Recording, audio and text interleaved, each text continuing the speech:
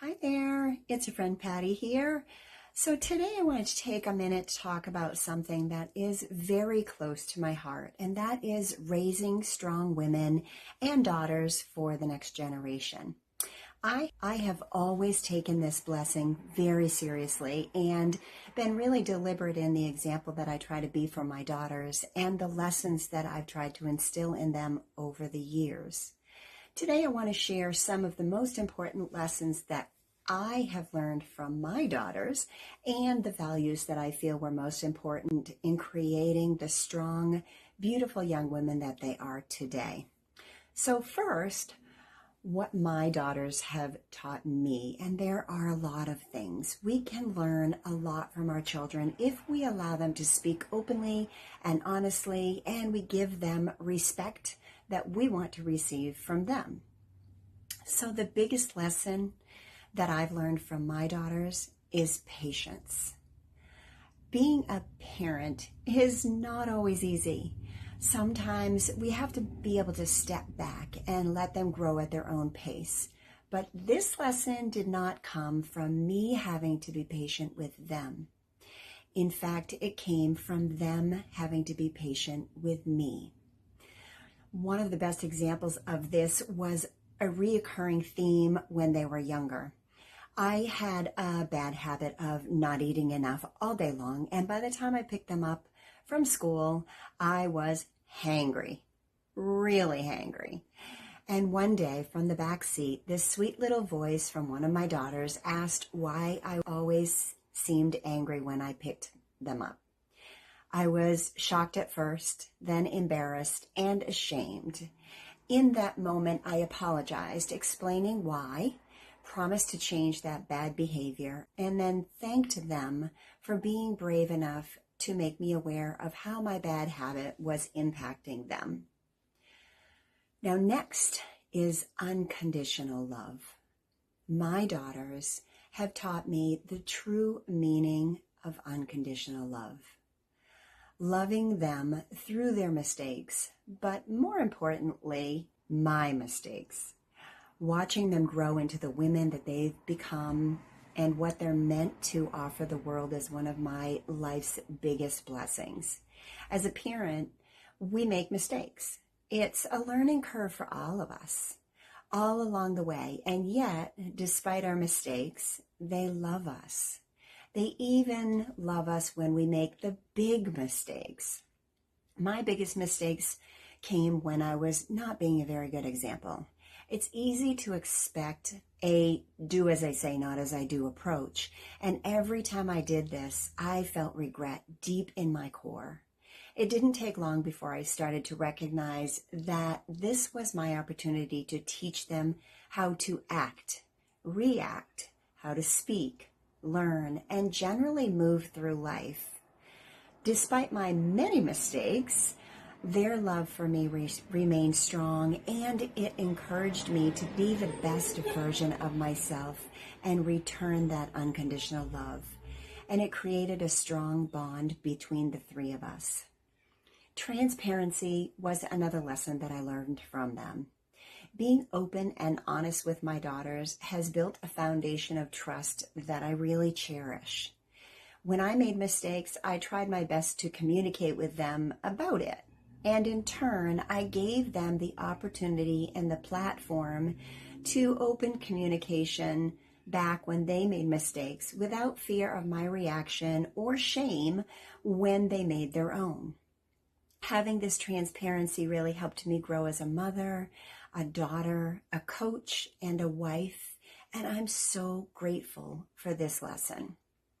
Now I want to share some of the values that I worked hard to instill in my daughters. First is thinking outside themselves and selflessness. I've always tried to teach them the importance of thinking outside themselves, of being selfless while staying true to who they really are at their core. This lesson often came when they argued between them about something, said harmful things or hurtful things, or they looked down on each other, as siblings often do. I would spend time after this situation in each of their rooms talking to them about the importance of recognizing the other person's point of view of the situation while standing their own ground.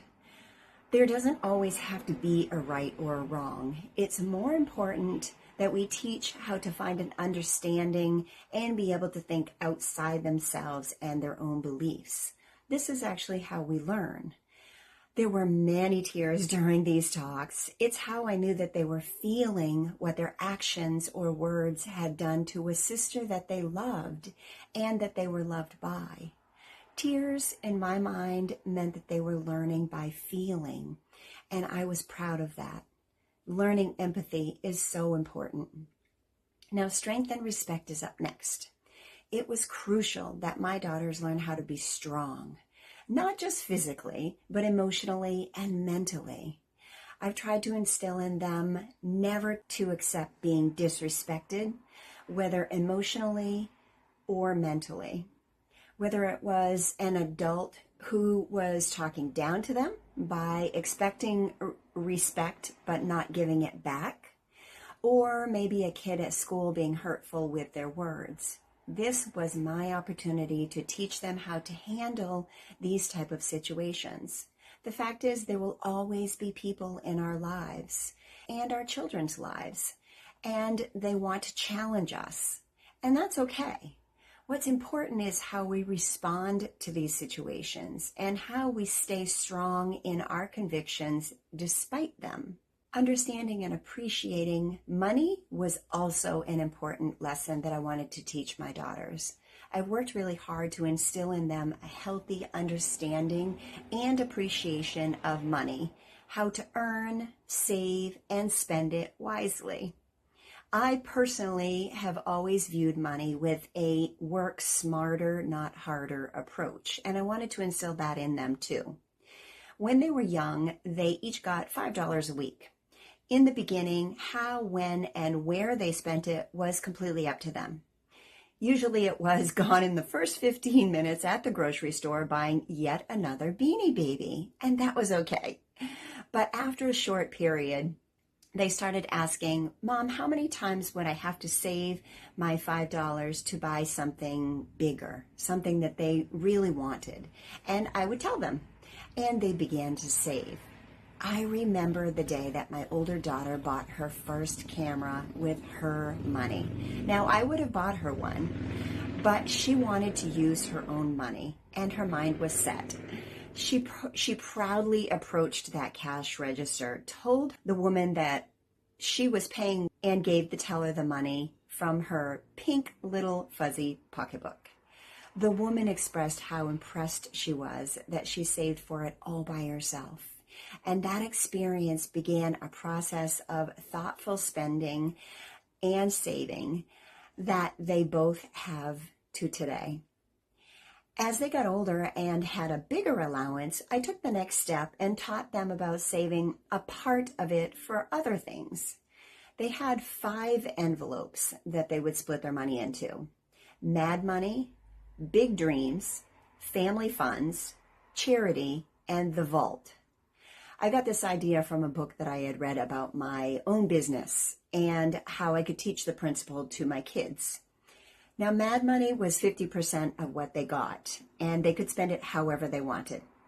The remaining 50% was split into the other 4 envelopes. Big Dream was something that they wanted long-term. The Vault was for starting a savings account or something similar, like an IRA or something like that.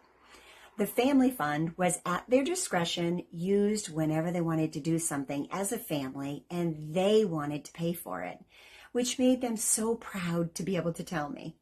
It often involved whispering and giggling in the corner to each other about how much they each had to contribute, which wasn't always even, and they were okay with that. And then proudly coming to me to tell me that they were treating me and us often to a movie or bowling. It was a very proud moment, and I loved it every time they chose to do that. And Charity envelope was just that, giving to whatever made them feel good. It was often buying goods to send to the troops through their school, or giving to the local animal shelter, which was near and dear to both their hearts.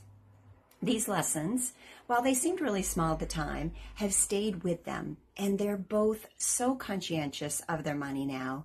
They have jobs and bank accounts of their own. And we also had a really clear understanding that there were things that parents were responsible for providing and other things that were on them. For example, if they had a sweatshirt or two and they needed a new one, that's on me. If they had 8 already and they wanted another one, that was on them. This created a level of respect for their money and how they spent it, and it served them really well so far, and I expect that it will continue throughout their lifetime.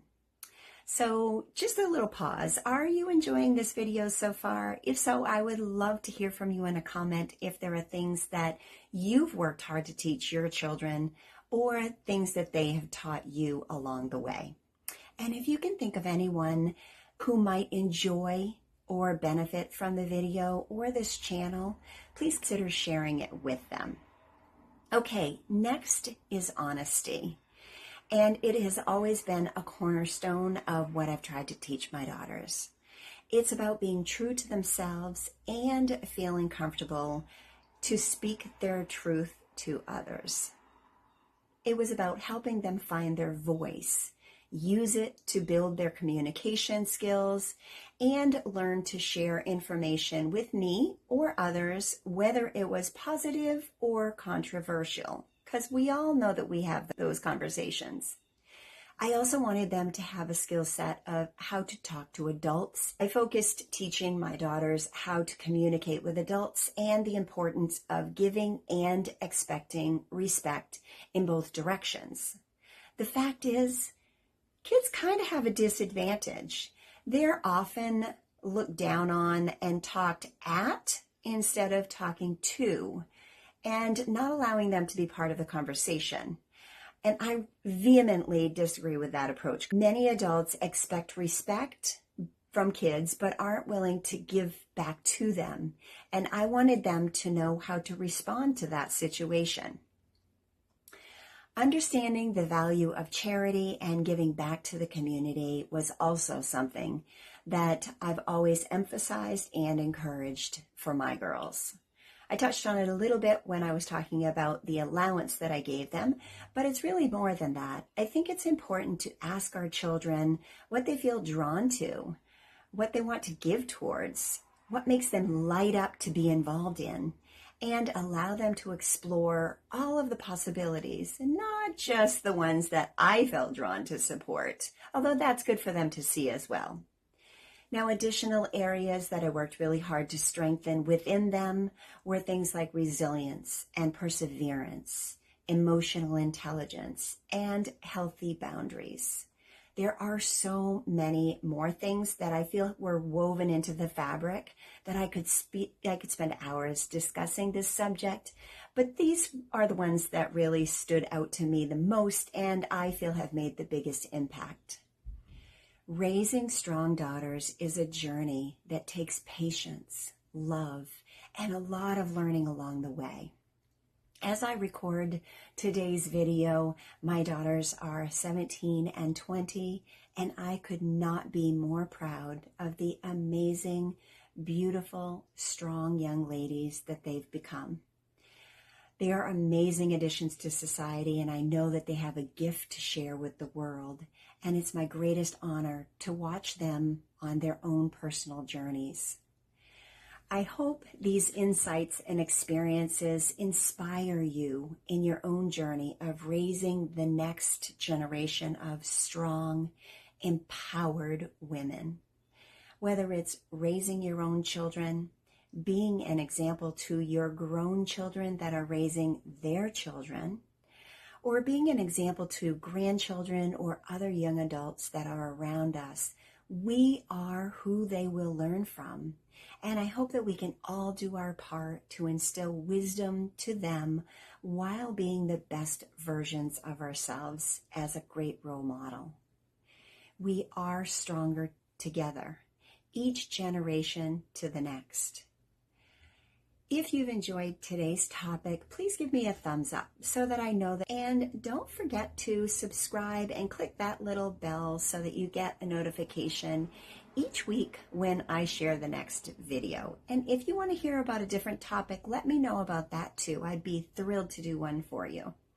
And until next time, be good to yourself and be good to others.